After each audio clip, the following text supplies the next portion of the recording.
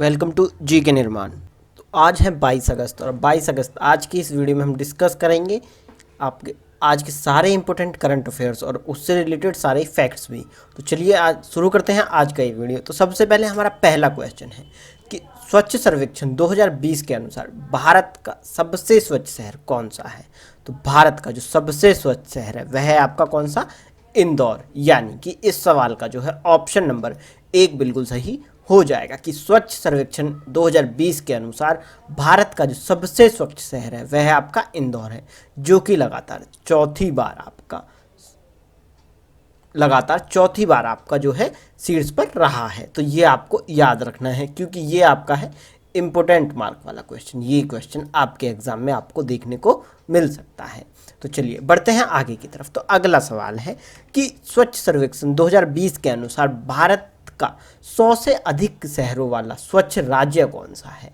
तो यहाँ पे 100 से अधिक शहरों वाला जो स्वच्छ राज्य है वह आपका कौन सा है, छत्तीसगढ़। यानी कि इस सवाल का जो है ऑप्शन नंबर 4 बिल्कुल सही हो जाएगा। और इस स्वच्छ सर्वेक्षण 2020 पर आपको एक वीडियो अलग से मिल जाएगी जिसमें आपको जितने भी इंपॉर्टेंट पॉइंट्स हैं, जितने भी आपके एग्जाम पॉइंट ऑफ व्यू से सवाल बन सकते हैं वह आप उसमें देख सकते हैं। तो चलिए बढ़ते हैं आगे की तरफ। तो अगला सवाल है कि केंद्रीय मंत्रिमंडल ने हाल ही में आपका एनआरए यानी कि राष्ट्रीय भर्ती एजेंसी की स्थापना के प्रस्ताव को मंजूरी दी।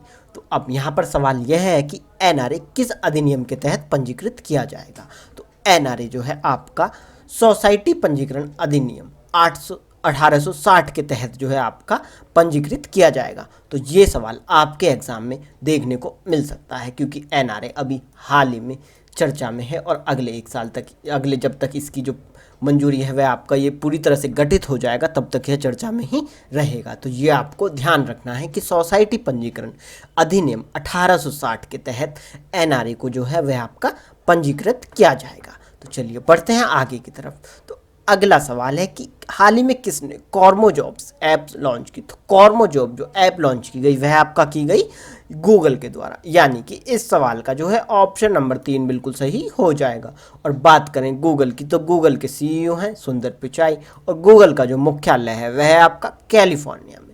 तो ये आपको याद रखना है। चलिए बढ़ते हैं आगे की तरफ। तो अगला सवाल है कि हाल ही में इक्वेटोरियल गिनी गणराज्य के पीएम कौन बने हैं। तो इक्वेटोरियल गिनी गणराज्य के जो पीएम बने हैं वह आपका बने हैं फ्रांसिस्को एसुए। यानी कि इस सवाल का ऑप्शन नंबर 3 सही हो जाएगा। अब बात करें गिनी गणराज्य की तो इक्वेटोरियल गिनी गणराज्य के जो राष्ट्रपति हैं वह आपका तेओडारो ओबियांग और इसकी जो राजधानी है वह आपका मालाबो। और बात करें इलेक्टोरल गिनी गणराज्य की मुद्रा की तो वह आपका मध्य अफ्रीकी CFA फ्रैंक।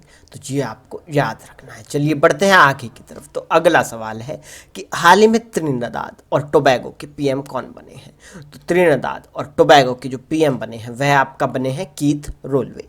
यानी कि इस सवाल का जो है ऑप्शन नंबर 1 सही हो जाएगा। और बात करें त्रिनाद और टोबैगो राजधानी की तो वह आपका पोर्ट ऑफ स्पेन।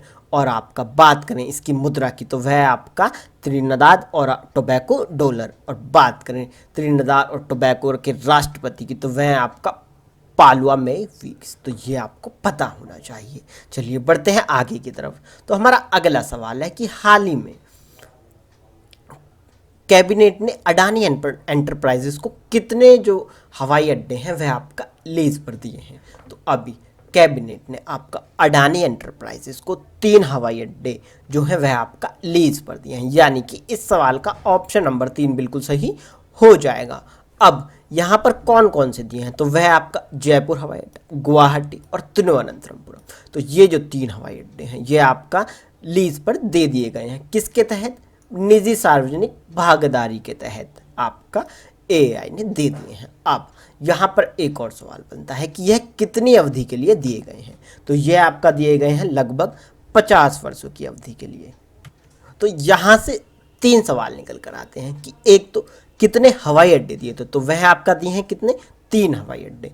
किसको दिए हैं तो अडानी एंटरप्राइजेस को दिए हैं। और कौन कौन से दिए हैं तो वह आपका दिए हैं जयपुर, गुवाहाटी, तिरुवनंतपुरम। तो ये आपको याद रखना है। और अगर एक और सवाल बने तो कितने वर्षों की अवधि के लिए दिए गए हैं तो वह आपका दिए गए हैं 50 वर्षों की अवधि के लिए। तो इस सवाल से आपके 4 सवाल निकल कर आते हैं, तो ये आपको याद रखना है।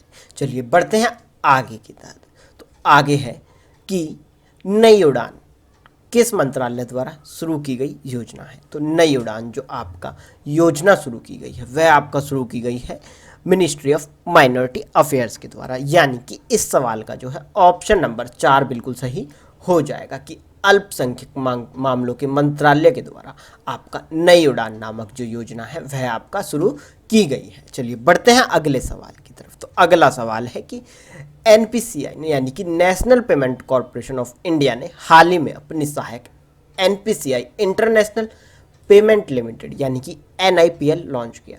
तो यहाँ पर ये एक सवाल बन जाता है कि एनआईपीएल किसने लॉन्च किया। तो यह आपका किसने किया है, एनपीसीआई ने। तो अब यहाँ पर पूछा गया है कि एनआईपीएल के जो सीईओ है वह आपका कौन है।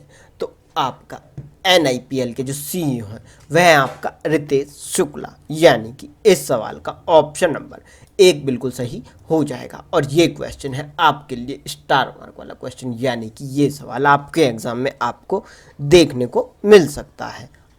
तो चलिए बढ़ते हैं आगे की तरफ। तो अगला सवाल है कि सर्वसार्क द्वारा जारी digital quality of life 2020 index में भारत की रैंक क्या है। तो digital quality of life 2020 index में भारत की जो रैंक है वह आपका 57 है, यानी कि 57वें पायदान पर है आपका भारत। तो इस क्वेश्चन का जो है ऑप्शन नंबर 3 बिल्कुल सही हो जाएगा और यह सवाल आपके एग्जाम में देखने को आपको मिल सकता है। चलिए बढ़ते हैं अगले सवाल की तरफ। तो अगला ही सवाल है कि digital quality of life 2020 index में शीर्ष पर कौन है। तो इस इंडेक्स में जो शीर्ष पर रहा है वह आपका रहा है डेनमार्क, यानी कि इस सवाल का ऑप्शन नंबर 3 बिल्कुल सही हो जाएगा। यह रही लिस्ट, आप देख सकते हैं टॉप 3 और इंडिया की रैंक। तो इंडिया है आपका 57वें नंबर पर, डेनमार्क ने टॉप किया है, स्वीडन आपका दूसरे नंबर पर और कनाडा इसमें रहा है तीसरे नंबर पर। तो अगर आपके सवाल किसी भी टाइप से पूछा जाता है कि पहले दूसरे तीसरे नंबर पर कौन रहा, तो आप बिल्कुल भी कंफ्यूज नहीं होंगे। चलिए बढ़ते हैं आगे की तरफ। तो अगला सवाल है कि हाल ही में किसने ट्राई फूड परियोजना लॉन्च की। तो ट्राई फूड परियोजना जो लॉन्च की गई वह आपका की गई अर्जुन मुंडा के द्वारा, यानी कि इस सवाल का ऑप्शन नंबर 4 बिल्कुल सही हो जाएगा। तो अर्जुन मुंडा है आपका केंद्रीय जनजातीय मामलों के मंत्री। और बात करें ट्राईफेड के अध्यक्ष की तो वह है आपका रमेश चंद्र मीना। तो ये आपको याद रखना है। चलिए बढ़ते हैं आगे की तरफ। तो अगला सवाल है कि वर्ल्ड सीनियर सिटीजन डे कब मनाया गया। तो वर्ल्ड सीनियर सिटीजन डे आपका मनाया गया 21 अगस्त को, यानी कि इस सवाल का ऑप्शन नंबर 1 जो है बिल्कुल सही हो जाएगा। चलिए बढ़ते हैं हम अगले सवाल की तरफ। तो अगला सवाल है कि हाल ही में शोधकर्ताओं ने किस बौने ग्रह को ओशियन वर्ल्ड का दर्जा दिया है। तो हाल ही में ओशियन वर्ल्ड का जो दर्जा दिया गया है वह आपका दिया गया है सीरस को, यानी कि इस सवाल का ऑप्शन नंबर 2 बिल्कुल सही हो जाएगा। और ये सवाल है आपके लिए स्टार मार्क वाला क्वेश्चन, यानी कि यह सवाल आपके एग्जाम में जरूर देखने को मिलेगा कि हाल ही में आपका सेरस बौने ग्रह को आपका ओशियन वर्ल्ड का नाम दर्जा 2 है वह आपका दे दिया गया है। तो ये सवाल आपके हर एक एग्जाम में देखने को मिल सकता है। चलिए बढ़ते हैं आगे की तरफ। तो हमारा अगला सवाल है जो कि है इम्पोर्टेंट बुक एंड ऑथर से एक सवाल आपके एग्जाम में आपको देखने को ही मिलता है। तो अब हमारा सवाल है कि India tomorrow conversation with the next generation of political leaders नामक पुस्तक किसने लिखी है। तो यह पुस्तक जो आपका लिखी है वह आपका लिखी है प्रदीप छिब्बर और आपका हर्ष शाह दोनों ने, यानी कि इस सवाल का जो ऑप्शन नंबर है वह आपका 4 सही हो जाएगा कि India tomorrow conversation with the next generation of political leaders जो आपका पुस्तक लिखी है वह आपका लिखी है प्रदीप छिब्बर ने और आपका हर्ष शाह ने। तो ये आपको याद रखना है क्योंकि ये है आपके लिए एक स्टार मार्क वाला क्वेश्चन जो कि आपके एग्जाम में आपको देखने को मिल सकता है। चलिए बढ़ते हैं आगे। ये है हमारा डेली रिवीजन टूल जिसमें हम प्रीवियस इंपोर्टेंट करंट को रिवाइज करते हैं जो कि आपके एग्जाम में पूछे जाने के चांसेस 100% हो सकते हैं। चलिए तो सबसे पहले है कि सत्यपाल मलिक को किस राज्य का नया राज्यपाल नियुक्त किया गया है।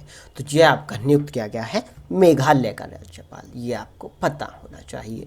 चलिए अगला सवाल है कि ARIIA की रैंकिंग में किसने टॉप किया। तो इस रैंकिंग में आपका टॉप किया है आईआईटी मद्रास ने। नेक्स्ट क्वेश्चन है कि भारत में ओकले के नए ब्रांड एम्बेसडर कौन बने हैं? तो नए ब्रांड एम्बेसडर जो ओकले के बने हैं वह आपका बने हैं रोहित शर्मा।